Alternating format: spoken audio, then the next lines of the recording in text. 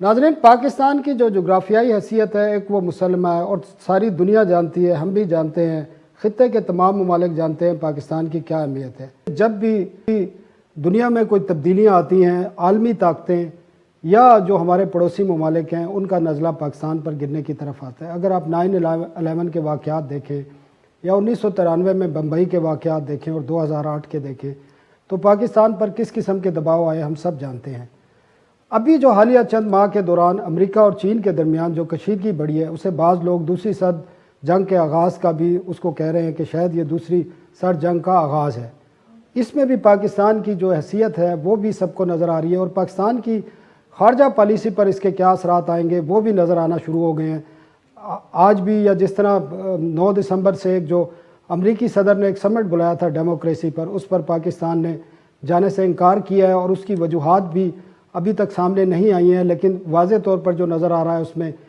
چین کا معاملہ ہے، کیونکہ چین کو نہیں بلایا گیا تھا اور جو چین کے مخالف ممالک تھے یا چین کا جو ون چائنا پالیسی ہے اس کے اگینسٹ اس پر کچھ کام کیا گیا تھا جس کے بعد یہ صورتحال آئی ہے۔ انہی ایشوز پر ہم بات کریں گے۔ ہمارے ساتھ موجود ہیں سابق سفارتکار ہیں، میں بھی سفیر رہے ہیں، باقی بھی دیگر جو اہم ممالک ہیں دنیا کے ان میں سفارتکار رہ چکے ہیں، نجم الدین شیخ صاحب۔ شیخ صاحب بہت شکریہ ہمیں ٹائم دینے کا۔ عیسیٰ نقوی صاحب ہمارے ساتھ موجود ہیں، خارجہ امور خاص کر پاکستان کے حوالے سے بڑی مہارت رکھتے ہیں، رپورٹنگ کرتے ہیں، وی لاگ بھی کرتے ہیں۔ اس کے ساتھ امریکہ سے ہمارے ساتھ کامران بخاری بھی ہوں گے، تھوڑی دیر میں وہ بھی ہمیں جوائن کریں گے۔ سب سے پہلے ہم عیسیٰ نقوی صاحب سے بات کریں گے۔ عیسیٰ، اس وقت جو نظر آ رہا ہے جس طرح دنیا میں اس پر بات ہو رہی ہے مسلسل، امریکہ اور چین کے درمیان جو معاملات چل رہے ہیں، کشیدگی بڑھ رہی ہے اور دنیا میں یہ بھی کہا جا رہا ہے کہ یہ ایک نئی سرد جنگ کا آغاز ہے، تو پاکستان کی خارجہ پالیسی میں اس وقت جو آپ کو تبدیلیاں نظر آ رہی ہیں ان کو کیسے دیکھتے ہیں اور جو حالیہ جو سمٹ میں امریکی صدر کی طرف سے اس پہ جانے سے جو پاکستان نے معذرت کی ہے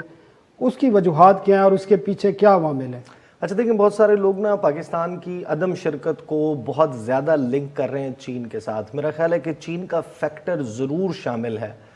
کہ چین جو ہے اس کو لگتا ہے، اور باہر ظاہر لگتا کیا ہے، چین نے باقاعدہ ایک بات میں بتانا آپ کو پتا ہوگا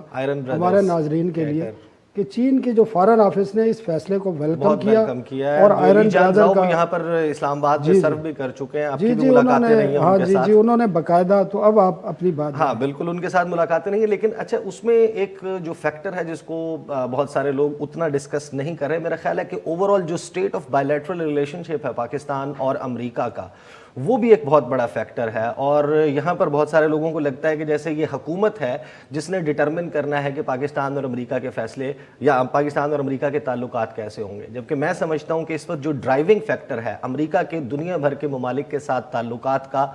وہ امریکہ اور چین کی لڑائی ہے، جس کو سب سے سیریس کمپیٹیٹر جو بائیڈن نے 4 فروری کو جب وہ اسٹیٹ ڈپارٹمنٹ گئے، اپنا پہلا انہوں نے وہاں پر فورن پالیسی، آپ یوں سمجھتے ہیں، یوں سمجھ لیں کہ انہوں نے بتایا کہ میری فورن پالیسی کیا ہوگی اس دنیا کے حوالے سے۔ انہوں نے کہا کہ چین ہمارا سب سے سیریس کمپیٹیٹر ہے اور ہم پوری دنیا میں ایسی الائنسز کریٹ کریں گے، ریپیئر کریں گے، اور امریکہ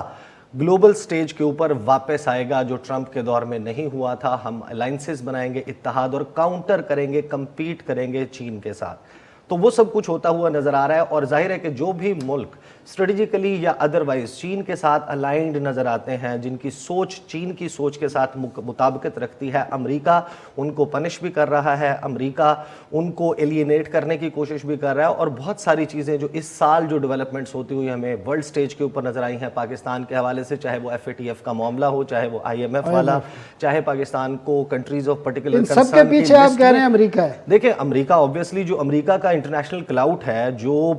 ممالک وہاں پر ووٹنگ کرتے ہیں یا اس فیصلہ سازی میں شریک ہوتے ہیں، اگر امریکہ نہ ہو، میں اس کا کاؤنٹر آرگومنٹ آپ کے سامنے رکھ دیتا ہوں، اگر یہ تمام چیزیں اصولوں کی بنیاد پہ ہوں تو انڈیا بھی کنٹریز آف پرٹیکولر کنسرن کی لسٹ میں آتا ہے، پھر انڈیا بھی FATF کی گرے لسٹ میں آتا ہے۔ پوری رپورٹس موجود ہیں۔ ایک ملک جس کو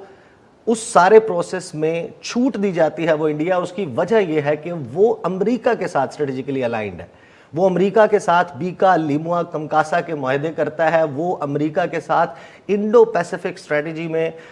کوارڈ، جو کوارڈیلیٹرل سیکورٹی ڈائلاگ ہے، اس میں امریکہ کی پالیسی کو ٹو کرتا ہے، اور یہ وجہ ہے کہ امریکہ انڈیا کو ہر معاملے میں چھوٹ دیتا ہے۔ پاکستان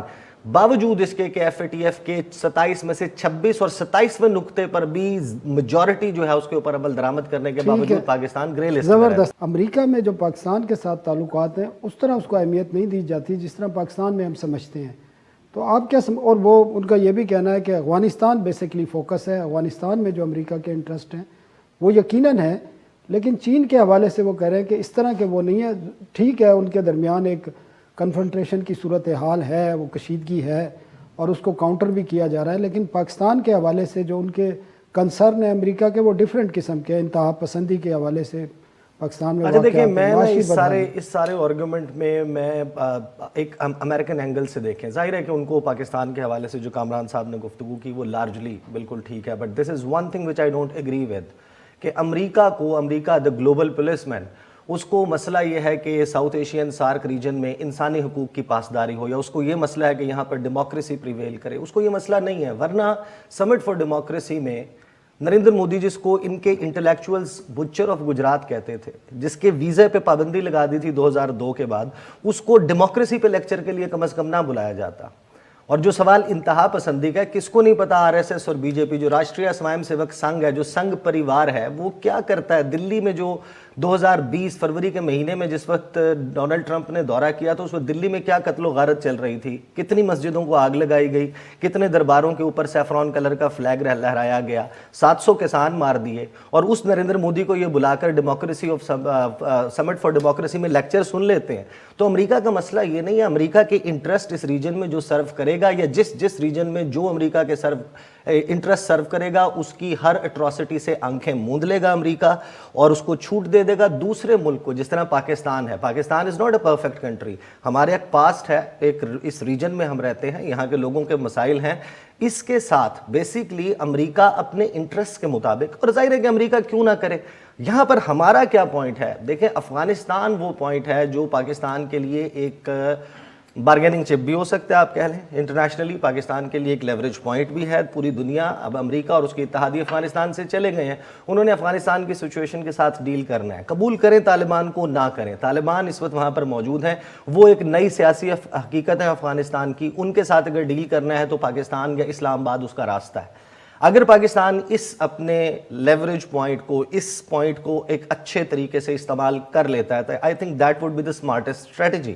اس وقت پوری دنیا کو افغانستان کی سچویشن سے جو ڈیل کرنا ہے، اسلام آباد بیٹھے، جب آپ مذاکرات کی ٹیبل پر بیٹھتے ہیں، آپ کہتے ہیں ٹھیک ہے آپ کو یہ چاہیے، آپ کیونکہ آپ ہمیشہ ہمارے ساتھ ٹرانزیکشنل ریلیشن شپ رکھتے رہے نا، اسٹریٹجک تعلق نہیں ہے، کیونکہ ہم لاکہیڈ مارٹن کو بلینز آف ڈالرز کے ویپن پرچیزز کے ساتھ خوش نہیں کر سکتے۔ یہ فیکٹ ہے کہ انڈیا اس وقت پوری دنیا میں آرمز کا دوسرا بڑا امپورٹر ہے، تو آبویسلی چاہے فرانس ہو، چاہے اسرائیل کی کمپنیاں ہو، چاہے امریکہ کی، چاہے روس کی، ان کی رال ٹپکتی ہے انڈیا کو دیکھ کے، یہ بلینز آف ڈالرز، یعنی کہ دلی کی سڑکوں پہ 37 لاکھ بندہ سیوریج پائپوں میں سوئے گا، مندروں کی سیڑھیوں کے اوپر سوئے گا، لیکن اس کی حکومت بلینز آف ڈالرز کی ڈیل کرے گی۔ عیسیٰ، آخری 2 منٹ ہے ہمارے پاس، آپ بتائیں پاکستان کی خارجہ پالیسی، یہ جو سمٹ میں انکار کر دیا، اس سے تو واضح کامران صاحب نے بھی بتایا کہ نظر آ گیا کہ پاکستان کس بلاک میں جا رہا ہے۔ آپ کیا، کیونکہ آپ فارا نافر کو دیکھتے رہتے ہیں، آپ کیا سمجھتے ہیں؟ آخری 2 منٹ ہے، اس میں سمرائز کریں کہ پاکستان کدھر جا رہا ہے اور پاکستان کی ڈائریکشن ہے کیا؟ واضح طور پر بتا دیا گیا ہے کہ پاکستان اپنا، جو پرائم منسٹر نے تو کہا کسی بلاک کا حصہ نہیں بنیں گے، لیکن نظر یہ آ رہا ہے کہ پاکستان ایک بلاک میں ہے۔ دیکھیں ثناء اللہ صاحب، میں آپ کو ایک بات بتاؤں، اس سوال کا جواب جو ہے نا بڑا سمپل ہے۔ پاکستان کے پاس چوائسز کیا ہیں؟ پاکستان کی جو جغرافیائی لوکیشن ہے، جو پاکستان جس محل وقوع پر موجود ہے اس دنیا کے نقشے پر، چین اس کے پاس بارڈر پہ موجود ہے، ریجنل پاورز ہیں، آپ نے 74 سال ایک 7 سمندر پار ملک کے ساتھ تعلقات بہتر رکھ کے ایک ٹرانزیکشنل ریلیشن شپ، ایک ڈھکوسلے کے سہارے جو گزارا، اس کا حاصل حصول آپ کے سامنے، ایک وائٹ پیپر بنائیں، لکھ لیں امریکہ سے ہمیں کیا ملا، چین سے ہمیں کیا ملا۔ ملک کے مفاد کو جانچنا کوئی اتنا مشکل کام نہیں ہے، مفادات پہ ہوتے ہیں، مفادات پہ ہوتے ہیں۔ انٹرنیشنل ریلیشن شپ آپ کا اسی بات کے اوپر ہے کہ آپ کو، آپ کی ملک کو، آپ کی ریاست کو، آپ کے عوام کو کس سے کیا فائدہ پہنچ رہا ہے۔ اگر اس بیلنس میں اگر پاکستان کا فائدہ چین کے ساتھ ہے تو بالکل پاکستان کو چین کے ساتھ اسٹریٹجیکلی ٹھیک ہے، بہت شکریہ آپ